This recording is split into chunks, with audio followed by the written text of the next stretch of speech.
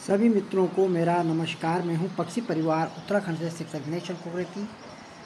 आज मैं अपने खेत में जो ये सांप आपको दिखाई दे रहा है, लड़ते हुए दो सांप, तो ये कह सकते हैं ये लगभग 10 या 12 फीट के लंबे हैं। ये सांप पहले उत्तराखंड यानी कोटद्वार, पौड़ी गढ़वाल जो क्षेत्र है भाबर तराई के क्षेत्र में ये बहुत अधिक मात्रा में पाए जाते थे। लगभग 15-16 प्रकार के जो प्रजातियां सांप की हैं यहाँ पे हमेशा दिखाई देने वाली प्रजाति थी। लेकिन लगातार इस क्षेत्र में कंकरीट के जंगल खड़े हो गए, रोडें बन गई हैं, झाड़ी जंगल समाप्त हो चुके हैं, जो खेत थे बंजर समाप्त हो चुके हैं। तो इनका आवास की समस्या सबसे बड़ी रही है, क्योंकि जब ये चारों तरफ हमारे यहाँ मकान बन गए, बस्ती बन गई, तो कहीं ना कहीं ये मानव जीवन के लिए भी क्या बन जाता है, खतरा बन जाता है।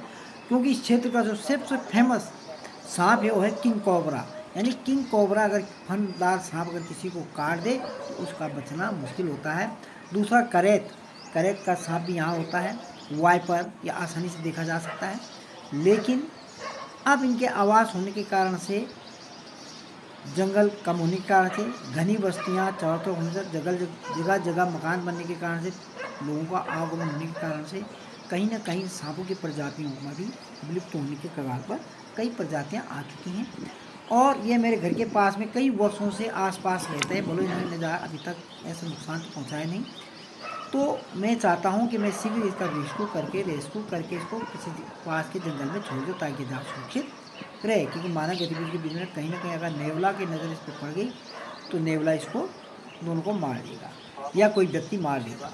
तो कहीं ना कहीं हमें इनको, क्योंकि ये तो होते विषैले होते हैं और इनको ये कह सकते हैं हम मार नहीं सकते हैं, इनको हम सुरक्षित आवास में इनको छोड़ सकते हैं।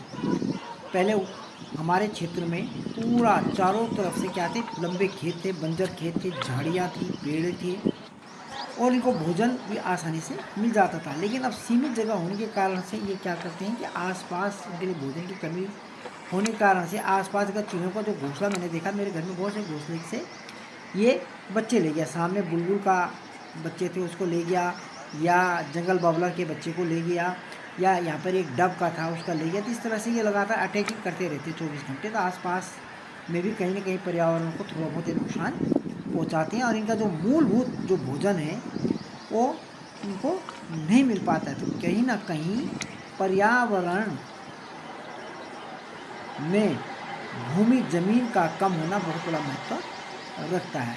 इसलिए कई जीव जंतु विलुप्त होने के कगार पर आ पहुँचे हैं, कई पक्षियों की प्रजातियां विलुप्त होने के कगार पर आ पहुँची हैं। तो इन सभी को बचाना हमारी जिम्मेदारी है, क्योंकि ज़मीन तो हमारे पास उतना ही है जितना है, लेकिन लोगों की संख्या लगातार वृद्धि हो रही है, मकानों में वृद्धि हो रही है, खेत कम हो रहे हैं, हरियाली कम हो रही है।